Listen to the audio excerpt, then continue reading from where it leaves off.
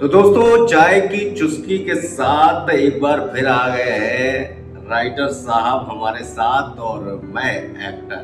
मजा आता है जब एक एक्टर और एक राइटर साथ में बैठते हैं, तो जो डिफरेंट थॉट्स होते हैं उनमें बात करने पे मजा आता है, क्योंकि हर इंडिविजुअल का थॉट अलग होता है। तो क्यों ना आजकल बड़ा एक टॉपिक ट्रेंडिंग चल रहा है आर्टिफिशियल इंटेलिजेंस का, यानी कि एआई का, तो उस पर बात कर ली है। तो क्या लगता है अखिलेश जी आपको कि जो लोग बड़े परेशान हो रहे हैं कि एआई से जॉब चली जाएगी, एआई क्या है, अभी तक बहुत सारे लोग समझ नहीं पाए हैं, कुछ लोगों ने बहुत वास्ट समझा है, तो आपको क्या लगता है? 2000 के दशक की बात करूं, जब पीसीओ का ज़माना था, एसटीडी आईएसडी पीसीओ का ज़माना था, और उस समय जब मैं इंटरमीडिएट कर रहा था तो उस समय कविताओं की कंपटीशन हुआ करती थी। तो एक मेरे गुरुजी ने एक कविता लिखने के लिए मुझसे कही कि एक कविता लिखनी है और उस कविता में कुछ रचनात्मकता ऐसी हो कि आने वाले टाइम की जो विज्ञान की ऊंचाइयां हैं, जो तरक्की है, उनको एज्यूम करना, उनको कल्पना शक्ति उनको डालना कि अभी एसटीडी चल रहा है, आगे आने वाले टाइम में क्या क्या हो सकता है। तो कुछ लाइन मुझे याद है आज भी उस कविता की कि बुंदेलखंडी में लिखी थी बेसिकली, क्योंकि मैंने बुंदेलखंड से किया था इंटर।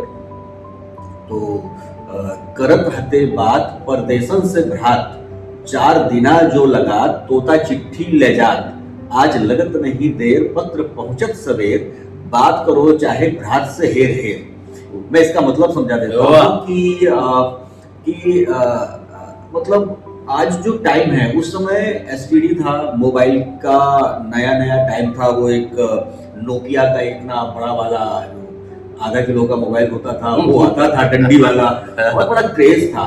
और उस समय इनकमिंग भी लगती थी, आउटगोइंग तो थी ही। बहुत महंगा था, बहुत महंगा था। मतलब अगर किसी के पास मोबाइल है तो ऐसे लगता था कि वो बहुत बड़ा कोई व्यक्ति होगा, और हम लोग की पहुंच से बहुत दूर था उस समय मोबाइल। तो भाई साहब 75-75 हजार के, 1-1 लाख 1.5 लाख के मोबाइल भी तो आ रहे थे। आज आईफोन आते 50-60 हजार 70 हजार के, वो भी आदमी को महंगा लगता है। लेकिन कपिल, उस समय मतलब हम लोग, मैंने जो कविता में जो इमेजिनेशन किया था कि आने वाला टाइम कैसा हो सकता है, तो आने वाला टाइम ऐसा हो सकता है कि हो सकता है मोबाइल में कुछ ऐसा रेवोल्यूशन कुछ क्रिएट हो जाए कि हम लोग, सामने बंदा बैठा होगा और हम इधर बैठे होंगे, सामने बंदा मोबाइल पर बैठा होगा और हम लोग बात कर रहे होंगे। तो अब वो चीजें धीरे धीरे करके आज रिजल्टेड उसका सामने है। तो विज्ञान हमेशा, उस समय भी डर लगता था जब कंप्यूटर आया, राजीव गांधी के टाइम पर जब कंप्यूटर आया, उसका आविष्कार हुआ, तो लोग डर गए थे बिल्कुल पूरे इंडिया में कि अरे नहीं कंप्यूटर आ गया तो पता नहीं कितनी सारी नौकरियां चली जाएंगी, कितने लोग बेरोजगार हो जाएंगे, बिल्कुल त्राही त्राही मच जाएगी, बहुत बड़ी बेरोजगारी की बिल्कुल एक बाढ़ आ जाएगी। लेकिन ऐसा नहीं हुआ। कंप्यूटर का देखिए तो आज के डेट में कंप्यूटर के माध्यम से कितना तरक्की हुआ, विज्ञान भी आगे बढ़ा, हर क्षेत्र में कंप्यूटर ने अपना योगदान दिया। तो अब धीरे धीरे करके ग्रेजुअली जैसे जैसे समय आगे बढ़ रहा है, ये जेन ज़ी पीढ़ी का टाइम है, तो एआई जनरेशन आ रही है, तो देखते हैं। लेकिन अब यहीं पर मेरा सवाल ये उठता है कि जैसे कि आप एक राइटर हैं जी, ठीक है, आप लिखते हैं, आप अपने शब्दों से खेलते हैं, आप डिफरेंट टॉपिक्स पे लिखते हैं। अभी क्या हुआ कि जब से चैट जीपीटी आया, जेमिनाई आया, और भी बहुत सारी ऐसे एआई टूल्स आ गए हैं जिसमें आदमी मिनटों में लिख देता है। और तो यहाँ पे मैं आपसे पूछना चाहूंगा कि जो राइटर्स है उनकी जॉब पे कितना असर पड़ रहा है, या राइटर्स के लिए ये जॉब और इजी हो जाएगी, क्या होगा, या राइटर की जॉब चली जाएगी?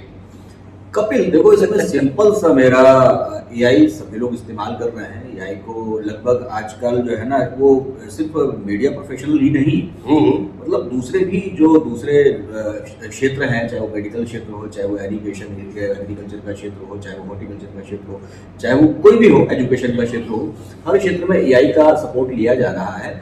और मैं इस चीज़ को पर्सनली नहीं मानता हूँ कि एआई के आने के बाद में राइटिंग में, कुछ लोग कहते हैं ऐसा कि राइटर्स के लिए बड़ी प्रॉब्लम हो जाएगी, कैमरामैन के लिए बड़ी प्रॉब्लम हो जाएगी, एडिटर्स के लिए बड़ी प्रॉब्लम हो जाएगी, जो डीआई का काम करते हैं उनके लिए बड़ी प्रॉब्लम हो जाएगी। इवन एक्टर के लिए भी लोग कह रहे हैं कि रिप्लेस हो जाएगा, एआई फिगर्स आ जाएंगे तो आपका काम खत्म हो जाएगा। लेकिन ऐसा नहीं है। मतलब मैंने जो एआई को यूज करके देखा है, जहां तक मेरी नॉलेज है, अभी तो जनरल अभी आईटी वो आ रहा है अभी, तो जहां तक मैंने इसको ऑब्जर्व किया है, सपोर्ट मिलता है एआई से। एआई आपका टूल है बेसिकली, आप उसको एक टूल के तरीके से अगर इस्तेमाल करते हो तो वो आपका सपोर्टिव है। उसमें बस बिल्कुल जस्ट एक, उसको कह सकते हैं ह्यूमन मशीन कह सकते हैं उसको। मतलब जैसे मैं तुमसे कोई बात कहूँ, मैं तुमसे बोलूँ कि कपिल यार यहाँ पर से निकल के अभी जो है बाहर पूरी खानी है, और उसके बाद जो है हवाई जहाज से उड़ के और तुरंत हमें जो है ना बस पकड़नी है, और हमें तुरंत साइकिल से चल के हवाई जहाज में घुसना है। हमने अंड बंड तुम्हें कुछ कमांड दे दी है, तो तुम नहीं समझ पाओगे कि कहना क्या चाह रहे हो। यहाँ से चल के पूरी खानी है, या हवाई जहाज में बैठना है, या साइकिल से हवाई जहाज में घुसना है, हवाई जहाज से साइकिल पे आना है, क्या करना, कहना क्या चाह रहे हो। तो सेम चीज, अरे भाई कहना क्या चाहते हो वो याद आ रही है। सेम चीज एआई में है कि अगर आप एआई को बहुत ही संतुलित, बहुत ही बैलेंस्ड वे में कमांड देते हो, तो वो आपकी एक रूपरेखा बनाता है।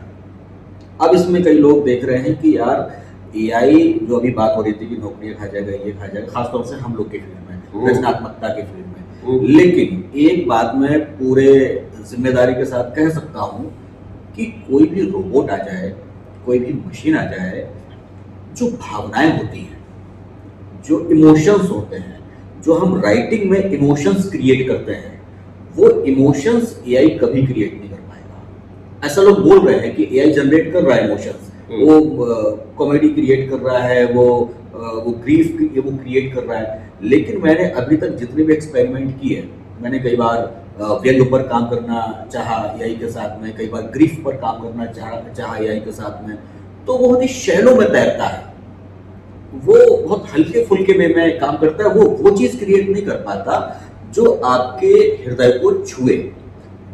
अच्छा, मैं यहाँ पे ये कहना चाहूंगा कि मेरी एक इंजीनियर से बात हुई, तो वो मेरा पहले टेस्ट ले रहे थे। उन्होंने कहा कि आपको अच्छा ये एआई क्या करता है, अच्छा और बताइए इसके बारे में क्या जो है जानते हैं आप।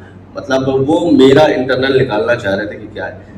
तो फिर उसके बाद उन्होंने कहना शुरू किया, वो आईआईटी इंजीनियर है बेसिकली, उन्होंने कहना शुरू किया कि देखिए अभी एआई जो है बच्चा प्रिमिटिव, हाँ बच्चा है, छोटे लेवल पे, तो अभी तो वो बेबी पैदा हुआ है, अब उस बेबी को बड़ा तो होने दीजिए, फिर उसके अंदर इमोशन भी आएंगे, फिर वो ह्यूमन माइंड की तरह काम भी करेगा, सारी चीज करेगा। और अगर ऐसा हो गया तो क्या आपको नहीं लगता है कि फिर खतरा पैदा हो जाएगा? क्योंकि अगर लाखों ह्यूमन का कलेक्टिव माइंड एक जगह पे आ जाएगा, फिर तो आपने अगर उसको कोई बात आपकी अच्छी नहीं लगी, बुरी लगी, तो हमें मार डाल भी सकता है। इसके लिए क्या? एक फिल्म आई थी मैट्रिक्स, अच्छा, काफी पहले आई थी, और वो जो है हॉलीवुड के लोगों को ये दाद देनी पड़ेगी कि वो पता नहीं कैसे सूंघ लेते हैं चीजों को। और वो होती है, चाहे वो कोरोना हुआ हो या एआई हुआ हो, पता नहीं कैसे लोगों को डिजास्टर हो या ये हो। तो मैं उसका उदाहरण दूंगा कि मैट्रिक्स सुपर नेचुरल पावर से लेस एक मशीन है जो पूरे ह्यूमंस पर जो है अपना राज कर रही है। लेकिन देखो, मतलब ये कितनी सच बात है कितनी नहीं है, लेकिन एक भरोसा है कि जो देखो ईश्वर की बनाई हुई जो चीज है, एआई को बनाया आदमी ने, आदमी को किसने बनाया? ईश्वर ने बनाया, प्रकृति ने बनाया। तो जो हमारे अंदर पोटेंशियल है, जो व्यक्ति, जो मानव के भीतर पोटेंशियल है, अगर आप स्टडी करेंगे तो आप देखेंगे कि अपने दिमाग का अभी जो हम इंसान हैं पॉइंट कुछ समथिंग हिस्सा इस्तेमाल करते हैं, और पॉइंट्स में इस्तेमाल करते हैं। कहा गया है कि आइंस्टीन जो हुए थे, हाँ, उन्होंने उनका थोड़ा सा रेशियो ज्यादा था, 1 पॉइंट समथिंग या 2 पॉइंट समथिंग था। सोचिए आप 100 में से 1.2 या 2 पॉइंट। तो जैसे जैसे इवोल्यूशन होगा, भाई हम लोग क्रोमैग्नान, निएंडरथाल और वो सब जो मानव हुए शुरुआत से सभ्यता से धीरे धीरे करके अग्नि का आविष्कार, फिर वो पत्थरों से औजार बनाने से लेके आज हम जो है ना परमाणु बम तक आ गए हैं। तो ये इवोल्यूशन जो धीरे धीरे क्रिएट हुआ है, तो जितने भी आविष्कार हुए हैं वो मानव सभ्यता के एक तरीके से टूल के रूप में उन्होंने काम किया है। बिल्कुल। उनको जो उनको जो गाइड करने का काम या उनको कमांड देने का जो काम है वो हमेशा ह्यूमन ने ही किया है। और धीरे धीरे करके हम ये क्यों भूल जाते हैं कि हम जो इजाद कर रहे हैं वो इन्वेंशन हमारे हैं। तो अगर मशीन का लेवल ये है तो हमने जो इन्वेंट किया है हमारा भी तो लेवल बढ़ेगा धीरे धीरे करके। बिल्कुल बढ़ेगा, और हम उसे कंट्रोल भी कर सकते हैं। भाई करना ही पड़ेगा। लेकिन बहुत सारी शैतानी ताकतें हैं जो इस दुनिया में हलचल मचाना चाहती हैं, खत्म करना चाहती है मानव सभ्यता को, आबादी कम करना चाहती है। उसके लिए तो देखो, उसके लिए तो देखो ऐसा है ना, मतलब ये मेरा अपना परसेप्शन है कि एआई या मशीनरी एज आने के पहले भी जो शैतान और भगवान का जो कॉम्बिनेशन है वो हमेशा वर्क करता है। एक्चुअली में कपिल देखो, एक बेसिक सी चीज है कि जो मशीनें होती हैं वो डेटा से उनकी लर्निंग होती है, वो डेटा से सीखती हैं। और जो हम मानव हैं, ह्यूमन टेंडेंसी है वो अनुभव और संवेदनाओं से सीखती है। तो अनुभव और संवेदनाएं जो होती हैं वो मशीन में कभी नहीं आ सकती। कितना भी प्रो एक्टिव हो जाए, कुछ भी कितना भी एडवांस टेक्नोलॉजी आ जाए, कुछ भी हो जाए, लेकिन मशीनों से डेटा से जो मशीनों की डेटा से सीखने की जो प्रक्रिया है वो वैसी ही रहेगी। और ह्यूमन नेचर की जो संवेदनाओं से और अनुभव से सीखने की जो प्रक्रिया है वो बिल्कुल वैसी ही रहेगी। और डेटा में वही जाएगा जो हमारे अनुभव और संवेदनाओं से निकल के जाएगा। और सबसे अहम बात ये कि हमारे अंदर भी, जैसा कि कहा ही गया है कि हमारे अंदर भी एक सॉफ्टवेयर फिट है, वो अनलिमिटेड सॉफ्टवेयर है। ये नहीं कि ह्यूमन ने जितना सोचा एआई ने उतना कर दिया, या एआई ने कलेक्टिव पूरी दुनिया के 800 करोड़ लोगों का माइंड को इस्तेमाल कर लिया। बट जो ह्यूमन को दिया गया, अभी जैसे बात हो रही थी कि पॉइंट्स में ही इस्तेमाल होता है, अगर उसका दिमाग भी धीरे धीरे खुलने लगा।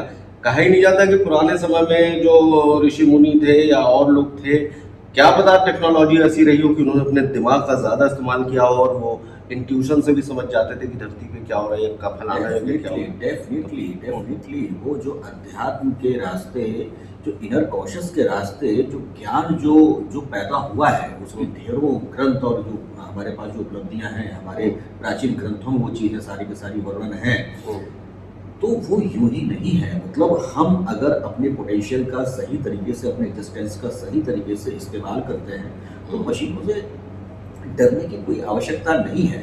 हाँ, अगर हम नहीं कर पाते हैं, हम बैलेंस्ड नहीं हो पाते हैं, जैसा कि आजकल देखने में आता है, हमारी दिनचर्या, हमारी सोच समझ और राजनीति का बढ़ता प्रभाव और दूसरी चीज़ें जो हमारे एटमॉस्फेयर का प्रभाव, जो दूसरी चीज़ें बढ़ रही हैं, तो हम उतने बैलेंस्ड वे में नहीं हो पा रहे हैं। निर्भरता हमारी होती जा रही है, हमारे शरीर की निर्भरता मशीनों के ऊपर बढ़ती जा रही है। अगर गर्मियों में एसी हमारे पास में ना हो तो सरवाइव करना मुश्किल हो जाए। अगर सर्दियों में हमारे पास में रूम हीटर ना हो तो हमें मुश्किल हो जाए। हमारे पास कार हमारी ज़रूरत बन गई है, हमारे पास मोबाइल, लैपटॉप, कंप्यूटर हमारी आवश्यकता बन गए हैं। इनके बिना हम सर्वाइव नहीं कर सकते। कभी लॉकडाउन करके देखिए अपने आप का, 1 महीने के लिए आप मशीनों को दूर कर दीजिए अपने आप से, आप लगेंगे कि शायद मतलब हमारी आत्मा चली गई है। तो कुल मिलाकर निर्भरता बहुत अत्यधिक नहीं होनी चाहिए किसी के ऊपर भी। मशीनें तो चलो ठीक है, एक बात है, किसी के ऊपर भी निर्भरता नहीं होनी चाहिए। हाँ, एआई के आने के बाद जो मेरा अपना आकलन है, कुछ चीजों में सतर्कता बरतनी बहुत जरूरी है। जो आपके, जैसे आपकी प्राइवेसी है, पूरी ले जाएगा। हाँ, अगर ले ही जा रहा है, मतलब आपका जो मोबाइल नंबर है, मोबाइल नंबर वो रजिस्टर्ड होता है। जहाँ भी आप आधार कार्ड से रजिस्टर्ड हो, आप अपने पैन कार्ड से रजिस्टर्ड हो, आप बैंक से रजिस्टर्ड हो, तो हर जगह से आपका मोबाइल नंबर रजिस्टर्ड है। एक तरीके से कहें तो मोबाइल नंबर हमारा दूसरा आइडेंटिटी है, हमारा दूसरा नाम है। अगर मोबाइल नंबर किसी एक विद्वान जो हैकर है या फिर जो बहुत टेक्नोलॉजी में बहुत अच्छा उसका वो है, तो वो आपके नंबर से आपकी पूरी कुंडली, इवन आप कहाँ आते जाते हो, क्या खाते पीते हो, कहाँ पर उठना बैठना है, क्या आप शॉपिंग करते हो, कब नहाते हो, कब उठते हो, कब धोते हो, वो सारी की सारी जानकारी सिर्फ आपकी दूसरी आइडेंटिटी आपके मोबाइल नंबर से ट्रेस कर सकता है। आईएससी तो ट्रेस कर ही रहा है। कर ही रहा है। अगर देखा जाए तो अगर हमारा गूगल का माइक खुला रहता है, अगर माइक खुला रहता है तो हमारी सारी आवाजें वो फोन कैप्चर करता है, उसी के हिसाब से हमको फेसबुक पे, उसी के हिसाब से हमको यूट्यूब पे, उसी के हिसाब से हमको और किसी प्लेटफॉर्म पे एडवर्टीजमेंट दिखाना शुरू कर देता है, वो आपकी चॉइस के हिसाब से। अभी कल की बात है, मैं एआई से कुछ पूछ रहा था, चैट जीपीटी से कुछ पूछ रहा था, तो मैंने बोला उससे कि मेरी पत्नी की, बस इतना बोला था, मेरी पत्नी की डेट ऑफ बर्थ 14, बस तुरंत मेरी पत्नी चिल्लाई, मेरे साथ ये सब मत करना, मेरा कोई भी डाटा जो है उस पर जाना नहीं चाहिए, डालना नहीं चाहिए, तुम समझते नहीं हो, अभी सब लीक हो जाएगा सारा, वो अपना जो करना है करो। तो मुझे समझ में आया कि लोग भी अवेयर हो रहे हैं और उनको जो है पता लग रहा है कि क्या नहीं करना है। नहीं, इसके साथ साथ ही और एक चीज और हो रही है, एआई जैसे जैसे डेवलप हो रहा है तो उसकी परिधि में उसी तरीके से लॉ भी डेवलप हो रहे हैं। कुछ ऐसे कानून बनाए जा रहे हैं जिससे कि प्रिवेंशन किया जा सके, किसी की प्राइवेसी इंटरवेंशन ना हो उसमें, किसी के डेटा का दुरुपयोग ना हो।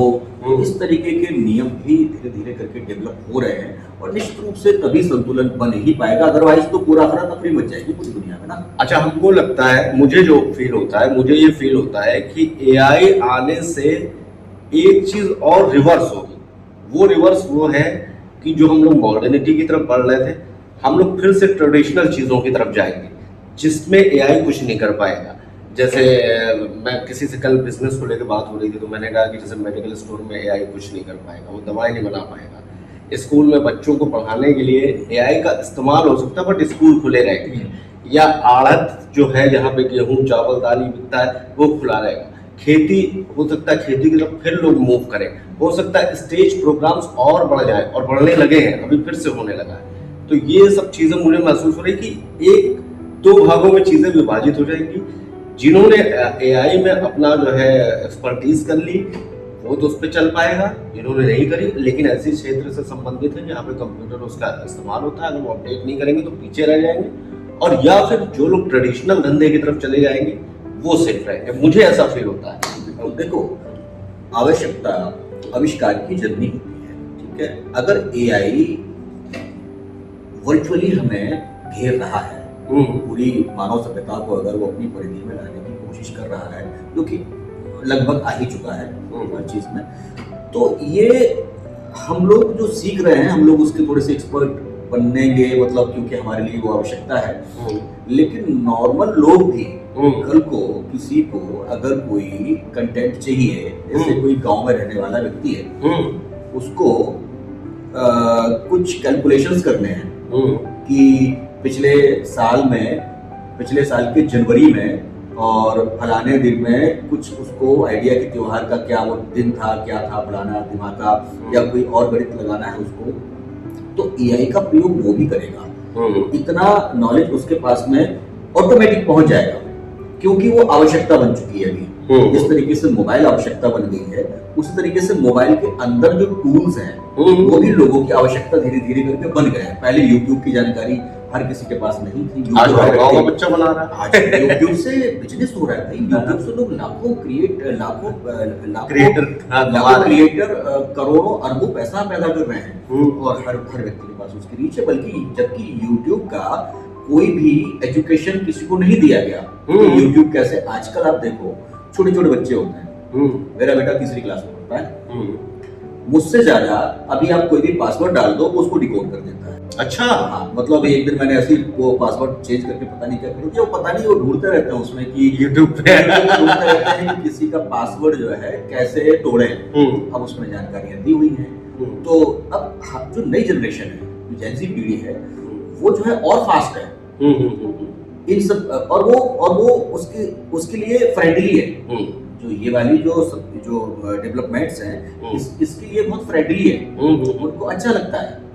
तो मेरे हिसाब से डरने की कोई आवश्यकता नहीं है। समय के साथ साथ में धीरे धीरे प्रयोग होते हैं और डेवलपमेंट्स होते हैं, खोजें होती हैं, रिसर्च होती है। अगर नहीं हुआ होता तो ना ये बिजली होती, ना ये कुर्सियाँ होती, ना कारें होती, ना और दुनिया भर की मशीनरी होती। ये धीरे धीरे करके लोगों ने डेवलप किया है, और वो डेवलपमेंट मानव सभ्यता के हित में ही रहा है। क्योंकि एक जो अच्छाई और बुराई का एक जो कॉम्बिनेशन होता है, तो बना के ही रखना पड़ता है। और अगर वो कहीं डिसमिस होता भी है तो उसको अल्टीमेटली प्रकृति अपने Balance आप कर देती है। संतुलन में ले आती है। ये हमारा पूरा भरोसा है। सही सही। तो दोस्तों हम लोगों ने एआई के ऊपर बात की, हालांकि ये बहुत वास्ट सब्जेक्ट है और इसमें आपकी राय क्या है, आप कैसा सोचते हैं ये हमें जरूर बताइएगा। ये थोड़ा सा लंबा पॉडकास्ट हम लोगों ने पहला पॉडकास्ट किया है, इससे पहले छोटे छोटे और चंक डाल चुके हैं। तो एक बार जरा अपनी भी राय दीजिएगा, कमेंट में हमें जरूर बताइएगा कि आप क्या सोचते हैं इसके बारे में। और आपको अगर मजा आएगा तो हम और डिफरेंट टॉपिक पे आपस में बात करेंगे और फिर आप लोगों को भी शामिल करेंगे, आपको भी बुलाएंगे, लेके आएंगे, बैठाएंगे और फिर आपसे बात करेंगे। तो ये है अखिलेश चौधरी और मैं हूँ कपिल तिलहरी। तो यहीं पर इजाजत ली जाए अखिलेश भाई। अगले टॉपिक पर फिर से बात करते हैं हम लोग। और ठीक है, ठीक है, बाय बाय।